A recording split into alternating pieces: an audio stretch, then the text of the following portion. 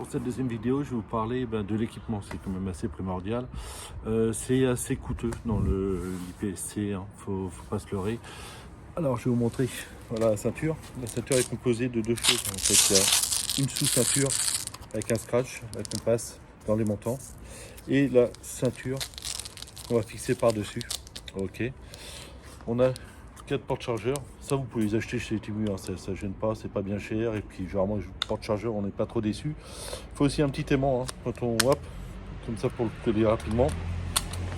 L'aimant, on peut le placer ici, on peut le placer devant, on peut le placer derrière, on le place un peu où on veut. Là, vous avez vu sur chaque côté, en fait, il y a des petits repères jaunes. Et en fait, c'est parce que ça ne doit pas dépasser justement les os. Ok. Ni le holster, ni l'aimant, ça ne doit pas déposer les deux petits os qu'on a sur le côté. Pour le holster, par contre, je vous conseille de prendre quelque chose de bien. Moi, j'avais pris un truc Temu et en fait, c'est super dangereux, ça tient pas, c'est pas sécure et on part, faut pas oublier, donc avec une balle souvent chambrée. Ok. Donc moi, j'ai trouvé celui-là qui est un spécial Shadow 2, comme j'ai le Shadow 2, donc qui fait bien l'affaire. Ça vaut à peu près dans les 150 à 200 euros. Donc voilà, c'est vraiment le truc qu'il faut prendre au départ, qui est assez coûteux. Pareil sur les munitions.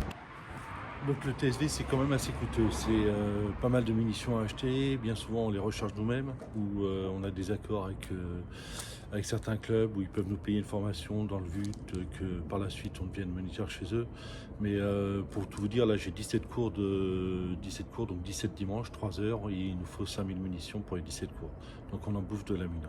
Bon, pour l'équipement, on est à peu près ok. Après, pour les chaussures, il faut des chaussures style Salomon, là, qui accrochent bien. Il ne faut pas des baskets plates ou des trucs comme ça, parce qu'on court beaucoup, on court sur du sable, des gravillons et ainsi de suite. Donc, il faut vraiment des chaussures qui aient un bon maintien. Une fois qu'on a fait le tour de l'équipement, des vêtements chauds. J'allais oublier des vêtements chauds parce qu'on est souvent dehors l'hiver et il fait froid.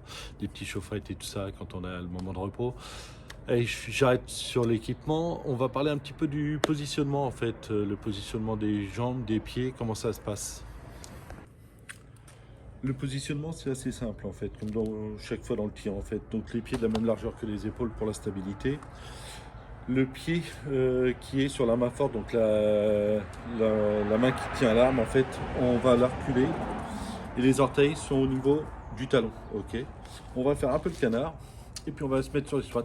Ok. Et là c'est une bonne position en fait de départ. On peut partir à droite, on peut partir à gauche pour le devant et du coup on est bien positionné. Et voilà pour la position des jambes déjà. Voilà, ça va être tout pour cette petite vidéo. Je vous en ferai un peu plus la semaine prochaine. On parlera un petit peu du dégainé et du reload, en fait du rechargement. Ok.